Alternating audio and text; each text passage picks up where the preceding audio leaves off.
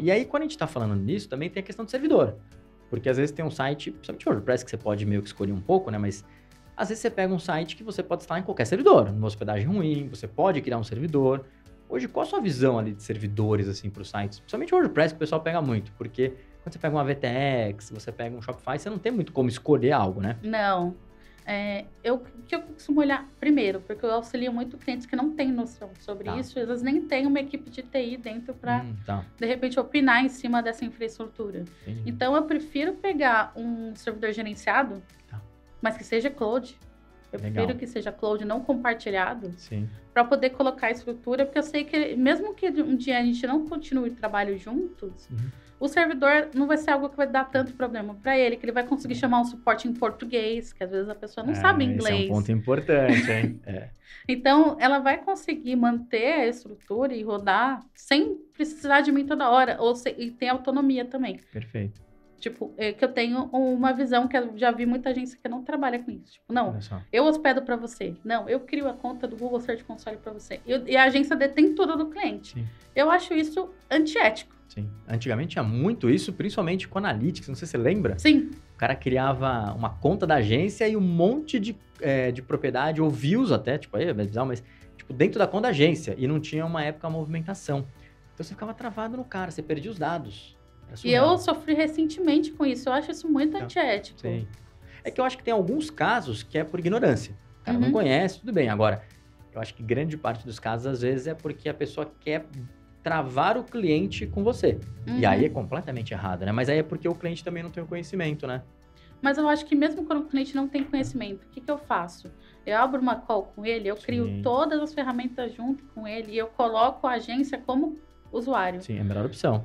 Aí, é dele. Sim. O site é dele, o projeto é dele, ele tem que deter esses acessos, né? E o servidor também, o servidor no e-mail dele, fatura dele. Até porque você fazer a gestão de cobrança de servidor é um inferno. Não dá. Às vezes não é o core business nosso, né? Não é. E se você não trabalha só com hospedagem de sites, por mais que eu construa sites, eu crio essa estrutura no nome do cliente.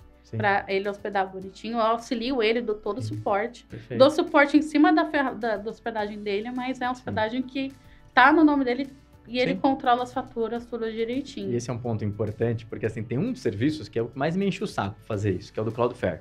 Por quê? Porque quando você cria uma conta lá, se você não autenticar, ele não deixa você compartilhar com outra pessoa. Mas eu ainda assim me obrigo, e dá um trabalho. Às vezes demora uma semana pro cliente fazer isso, mas o que eu faço? Eu pego o e-mail dele, crio uma senha super fácil, normalmente é uma senha bem padrão ali, para facilitar a vida do cara. Aí crio, falo, vai chegar um e-mail, aí, me reenvia esse cara. Aí ele reenvia, aí eu pego e autentico. Aí eu me compartilho na conta, e aí eu peço para ele trocar a senha. Qual que é o maior problema? E eu coloco na agenda isso, inclusive. Passa um mês. Eu entro lá pra ver se o cara trocou a senha. Ele não trocou a senha.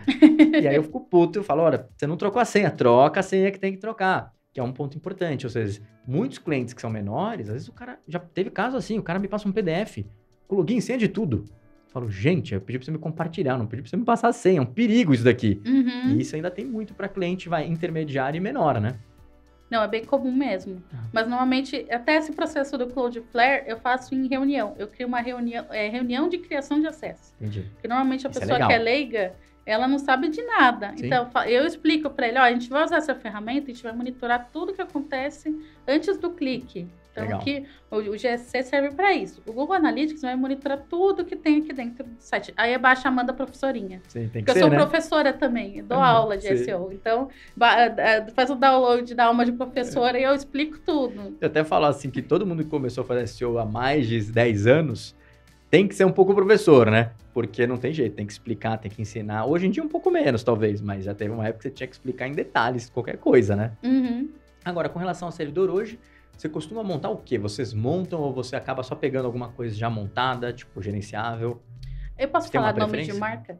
Pode, se quiser, se for hospedagem, aqui não tem problema nenhum. Pode falar palavrão também, não tem problema.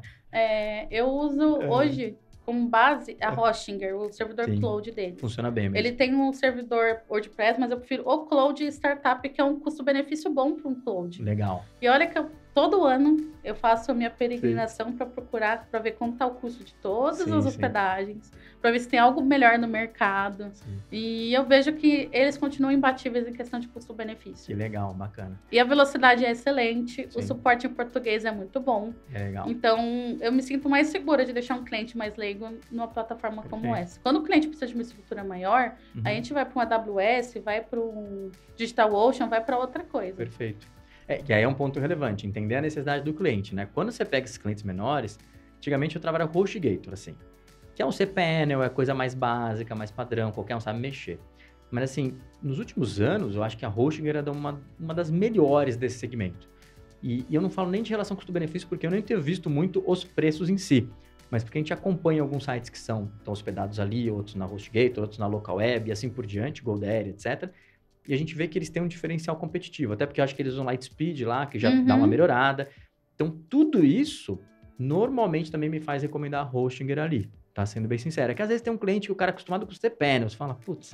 É que a Hostinger tem um painel próprio, né? Ela tem um painelzinho próprio que às vezes o cara não quer mexer. Então, você acaba relevando. Você acaba falando, então tudo bem, então vai pra cá. Por exemplo, eu tive muito problema com o Local Web. Muito problema mesmo, Nossa, assim, sabe? Eu também. Não vamos falar palavrão aqui, mas... Cara, uns problemas assim toscos, assim, coisa que às vezes você entra no gerenciamento de DNS do cara e não funciona, você tem que abrir chamado para colocar alguma coisa. Então, infelizmente, não recomendo a Local Web hoje em dia. Faz uns meses que eu já não mexo, talvez, mas não recomendo. HostGator funciona sem grandes potenciais de performance e tal, mas funciona. A HostGator, acho que é uma das melhores. E a GoDaddy é interessante, porque no Brasil eu tive uma experiência ruim com eles, mas tem um cliente gringo que está na GoDaddy e eu achei eles excelentes lá. Performance, muito bom. Eu também tive uma experiência péssima no Brasil. Aqui, é engraçado. E assim, quando ele falou que era GoDaddy, eu falei, caramba. Eu falei, tudo bem, vamos tocar e depois eu convenço o cara a trocar. E aí eu fui e, redondo. Só que lá, não aqui, né? Então esse é um ponto importante, né? E aí quando já passa um nível de cliente, normalmente eu gosto de criar um servidor pro cara. Porque tem uma relação, acho que custo-benefício melhor ali, você consegue personalizar alguma coisa pro cliente, né? Ultimamente, o que eu tenho mais feito é usado normalmente uma estrutura Ubuntu com Lightspeed e muitas vezes eu acabo usando Redis. Por quê? Redis talvez no front nem vai funcionar tanto porque tá tudo cacheado a maioria desses sites. Mas ele te ajuda no painel de controle, porque esse site entra no site WordPress, cara, e demora para criar um post, demora para fazer um web story. E o Redis ajuda muito nisso, entendeu? Então eu gosto de criar principalmente para o pessoal que está atuando muito no WordPress. Fica mais responsivo o site, fica quase parecendo a sua máquina local ali para trabalhar. E aí, para quem está escrevendo o dia inteiro, sabe quão é chato escrever um negócio que demora para carregar. Totalmente, né? totalmente. É isso, né? E que, inclusive, o carregamento, no caso do WordPress, o seu site pode estar lindo, rodando lindo para o usuário. Sim. Mas, às vezes, o painel administrativo está cagado. Exato. Que eu fico desesperado, porque assim, você falou, o front tá cacheado, beleza. Tomara que esteja, né? Mas deveria estar cacheado, beleza. Mas o painel, às vezes, por exemplo, já teve casos da designer virar pra mim e falar, John, tô tentando fazer um web story aqui, tô demorando 2 horas pra fazer. Porque demora pra carregar o negócio. Cada slide que eu coloco demora, às vezes não salva, dá problema. Então esse é um ponto relevante também, que às vezes o cliente final não pensa nisso. Mas você precisa ter alguém lá gerando conteúdo, essa pessoa precisa ter um ambiente de trabalho que esteja bom. Senão também não tem como produzir, né? Não tem como. Eu já tive problemas assim também, mas eu nunca usei essa ferramenta, eu vou colocar essa é bem interessante. Pode fazer um teste que você vai adorar, entendeu? E aí você pode criar uma máquina em qualquer lugar. Ubuntu, Lightspeed, coloca um Redis ali, redondinho, funciona bem pra caramba. A gente tem feito bastante, tem gostado, né? Esse é bom, né?